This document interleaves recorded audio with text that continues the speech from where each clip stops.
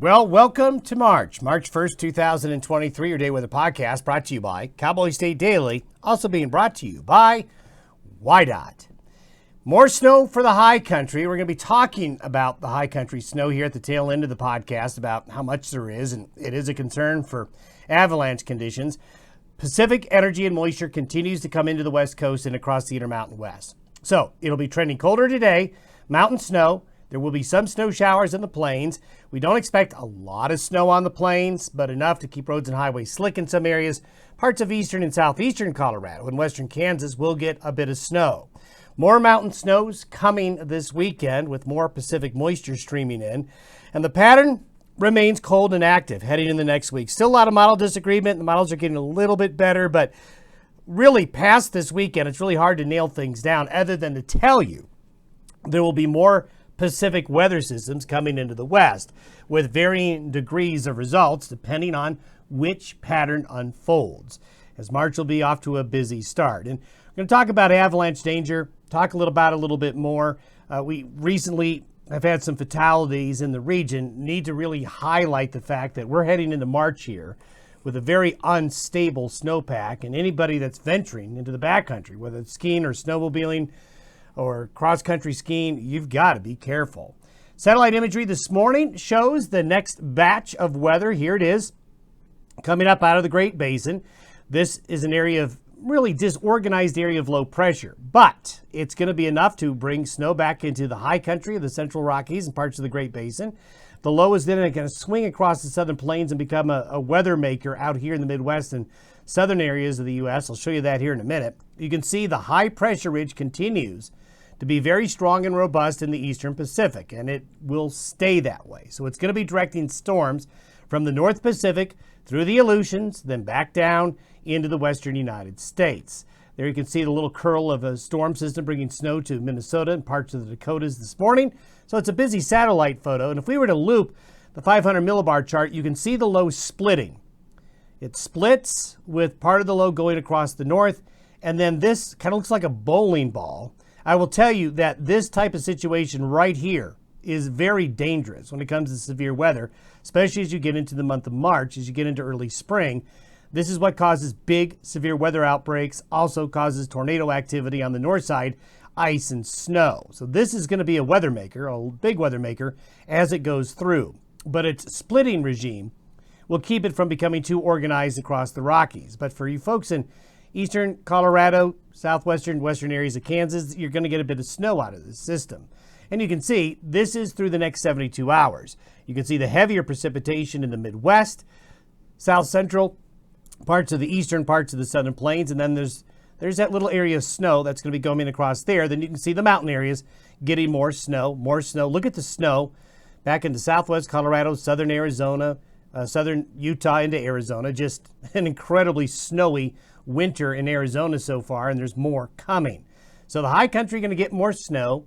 You can see on the north side of that low, snow going through Chicago, I-80 across Iowa into Illinois, northwest Missouri. Then this patch of snow here over the Dakotas, far northern areas of New England. There's a lot going on here with winter weather. When it comes to severe weather, this will be the risk of severe thunderstorms breaking out today, and the low may cause thunder snow in the Four Corners region today as that low comes on out. Then look at tomorrow. The severe weather risk is extremely high down here in the south. So if you got any travels either today or tomorrow that take you through that part of the country, going to be a bumpy ride. Now, as we get into the weekend, we basically just reload. This looks extremely similar to a map I showed you on Monday for where we are kind of now. Another low swings into the Pacific Northwest, blocking high up around Greenland, blocking high in the eastern Pacific, which is directing all the weather into the western United States. So here we go again. Now, this is by next Wednesday. A pretty moist and vigorous low is going to eject out of the main low. We've got to watch this period, I would say Wednesday into Thursday of next week or Friday of next week. This low could end up being a player, a bigger weather system. We'll keep an eye on it. Needless to say, same situation. Big ridge in the eastern Pacific, troughiness in the west. That means the weather's going to be busy, but a lot of question marks in the weather pattern. Now, the European model over the next 10 days is pretty darn moist. These Pacific systems will continue to bring wet weather to the west. Some of this now spills out on into the plains east of the divide, and it'll be plenty cold enough that this is going to be mostly snow from what you're seeing there. Look at that. Now, again, take this with a grain of salt. This is a 10-day forecast. But I just kind of want to show you what the trend is in the weather. We'll sort out the details as we get closer. But this is a very bullish, very wintry forecast heading into the first week and a half of the month of March. And I think probably longer than that. Now, this also means cold. This is the 10-day temperature anomaly. Nothing warm in this pattern at all. It is all cold. A lot of green, a lot of blue, a lot of purple in the west. So really mild days, while we're going to get one or two of them, just won't be able to last. We can't put them back to back to back. So it's going to be a colder than average regime over the next 10 days. I know this is nothing that anybody wants to hear right now, but it is produced in a tremendous amount of snow. Now this is from the Central Sierra Snow Lab, and they've been measuring snow there since the early 1950s. This graph, though, only goes back to 1970. But right now, this is where we are for the season, with more to come in the Central Sierra Nevada. Not only the snowiest since 1952, as we're trending now, but also the coldest.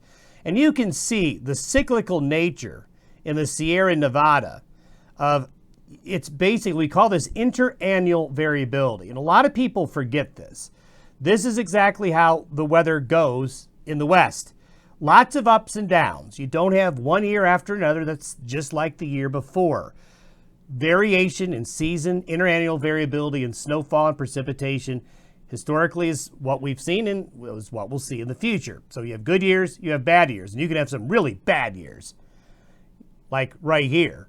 And then you can have some really good years before you have bad years again. And the snowpack, especially right here, the blue areas that you're seeing, but also the green areas. But the blue areas show very much abundant snowpack in the Central Rockies back into the Great Basin. But even the green areas, snowpacks are sitting very, very good. Now, this has led to a very dangerous avalanche situation. I want to highlight this because we had 3 avalanche fatalities in Colorado this past weekend. 2 skiers and 1 snowmobiler. And everybody wants to go play in this deep snow. And snowmobile machines can go further and further and higher into these areas. But it leads to a very risky proposition. And with all the snow we've seen, but also the wind and shifting temperatures, makes for a very unstable snowpack. And for the year, this is where we are with fatalities U.S.-wide. There was a fatality in western Wyoming last week due to avalanche activity in the Salt River Range. Now, with the weekend coming up, there's going to be a lot of skiing, a lot of snowmobiling. Be careful. There's been a lot more new snow this week. Of course, there was last week. So we've got an unstable situation. This is from the Colorado Avalanche Center. We have avalanche warnings in southwest and parts of central Colorado, with other areas in those orange areas being high avalanche danger as well. Now, I want to show you this because we've had avalanches in the Snowy Range this winter, but we don't have an avalanche center for southern Wyoming. It's not part of the northern Colorado forecast. So it doesn't mean the avalanche danger miraculously stops at the Colorado-Wyoming border. No, we could take this and extend it into the Snowy Range. We could take this and extend it up into the Sierra Madre mountain range. So even though we're not technically in the Wyoming Southern Mountains under any type of avalanche advisory, it's because the infrastructure is not in place to do that.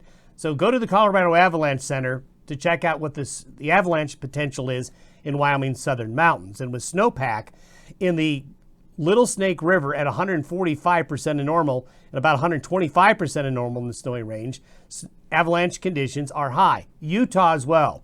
We've got a red situation here in the northern Wasatch into the western Uintas. So be careful out there. Have yourself a good first day of March. We'll see you tomorrow.